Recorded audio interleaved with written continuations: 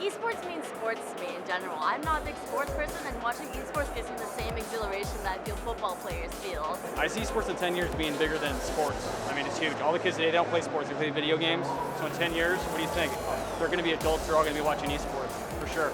Now that we have Twitch, now that we have all these sponsors coming in, we have Red Bull, we have ESPN, we have all these people looking into this. It's happening. It's becoming a reality.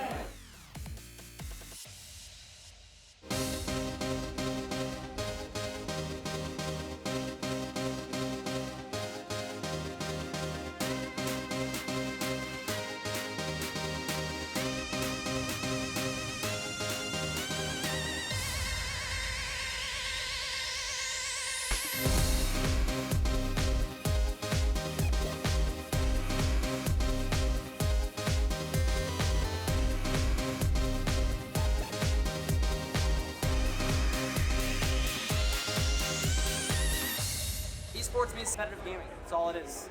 People who are passionate about a game, be that bowling or billiards or Killer Instinct or Mortal Kombat, whatever, and they want to train and they want to be the best, right? It's in here. It's a burning desire to be number one at something. You know when you want something so bad, but you know it's really hard to get and almost like impossible, but then when you finally, when you do it, you're like wow, like, I did this? Like, everyone is speechless right now. This only match 10 seconds. should be over. Impossible. 10 seconds? This is going to be nearly impossible for Rico. And he went for the counter breaker. CD Jr.'s going to take it. Your Killer Instinct 2014 champion is Sadira.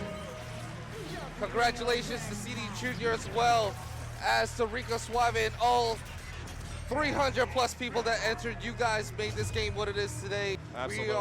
I was crowned the world champion once, and that feeling is just something nobody can ever take away from me, man.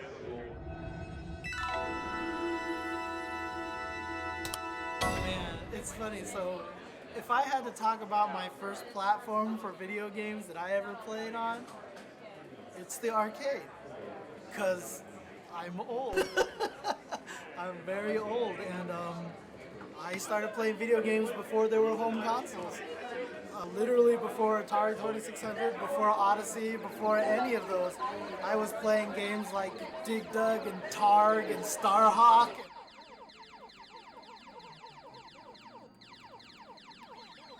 Welcome back to the very first That's Incredible Video Game Invitational. On your mark, get set, go! At 16, Ben is the youngest competitor, blasting his way toward the 50,000-point goal on Cosmos. Darren is 19, and he works full-time as the manager of a video game arcade. Todd is a computer science major at San Jose State University. He's also 19. Ben is taking it early.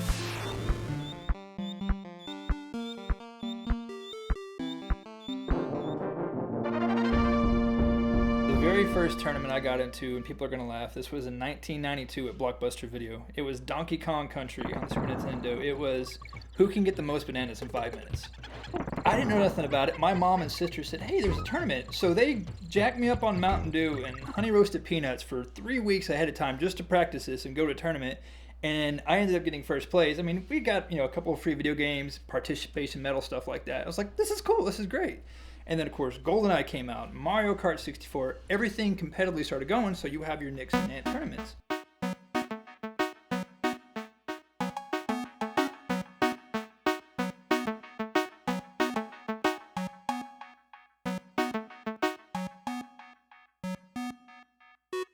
I played Legend of Zelda, Mega Man, and Mario Brothers back in the Nintendo. The Super Smash 64.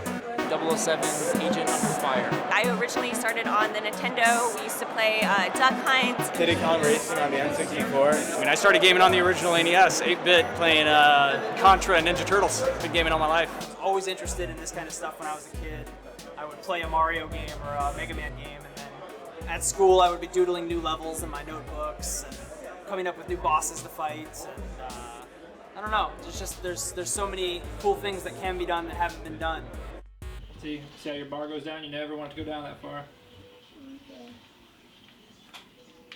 Oh, here, Warthog. Michelle Steele has more with the CEO of Major League Gaming. Michelle? That's right, Matt, and that's CEO Sundance DiGiovanni, who founded Major League Gaming in 2002 and built it into the biggest professional video game circuit in the nation. So Sundance, let's hit the ground running here, just so that we're on the same page.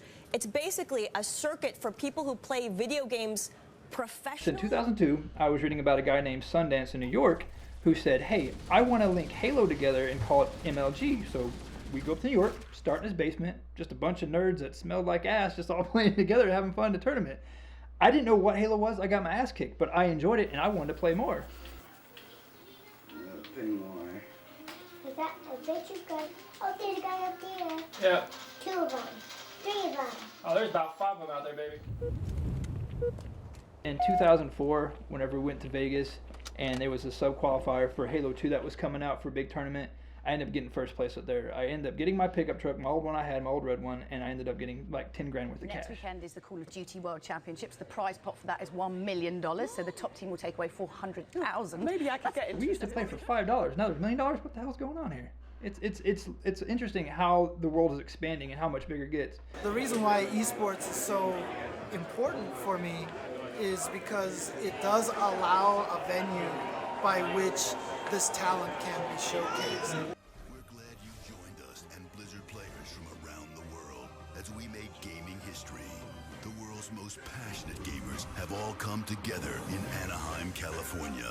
The big day is here. Anticipation is high as we get set for this extraordinary television event. It's BlizzCon Live on DirecTV. Did we ever think we'd see arenas filled with people freaking out over like Dota and League of Legends and of course Halo and the different FPS games like Call of Duty? I mean, wow, right? I compare it to, for instance, national sports like NBA, NFL, stuff like that. To this, it's just a bunch of group of gamers from fighters to shooters to sports to whatever the case may be, all coming together and competing in front of audiences all around the world, from local events to major events to Twitch to whatever, all trying to have fun but achieve the same goal of becoming number one. No one wants to lose, but everybody's just trying to get that one big piece, but at the same time they're having fun together doing it. Just playing video games, what they love to do. It's their passion.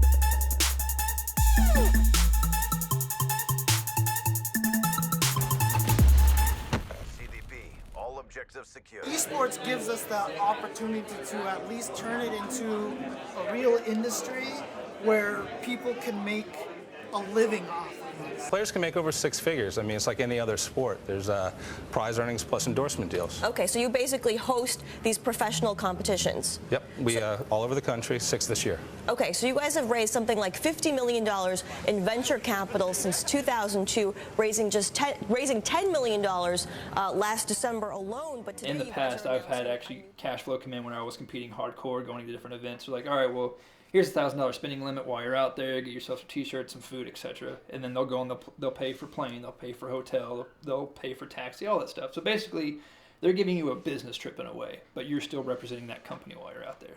You can do tournaments. There's people that do Twitch streaming. There's people that do YouTube. There's so many different opportunities to make money in this world. Whether it's $5 or $5 million, it just depends on what suits you best, how well your personality is, and who you know as well. There are sponsors now who are looking at the community just with such passion. On today's show, we're talking about why we're here and what this is all about. We're recapping the top esports news, including major upsets. ESPN's picked it up. Yahoo's picked it up. There's actually a couple of NBA different teams, owners that are picking up esports. So we know you're a business guy. You're the owner of the Mavericks. You're huge on Shark Tank. So I think that people kind of want to know what's bringing you here. Are you going to be buying a team? Are you investing? I see it expanding and blowing up the world as far as actually becoming a professional sport in everybody else's aspects.